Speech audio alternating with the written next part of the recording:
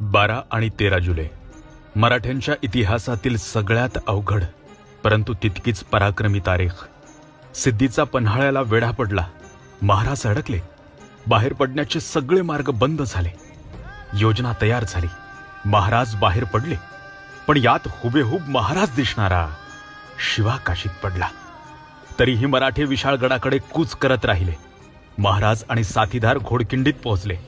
पण शत्रू अगदी हाकेच्या अंतरावर येऊन ठेपला होता. आता पर्याय एकच होता, त्या 10,000 गनिमांशी झुंज देणे. आणि दिली. झुंज दिली. बाजींच्या सांगण्यावरून महाराज निघाले. पण याच खिंडीत अवघे 300 ते 600 मावळे लढले. रक्ताच्या शेवटच्या थेंबापर्यंत लढले. या सगळ्यांचं नेतृत्व करत होते वीर बाजीप्रभू देशपांडे. बाजींची तलवार वाऱ्यासारखी फिरत होती. बाजींचे कान विशाळगडाकडे लागले होते.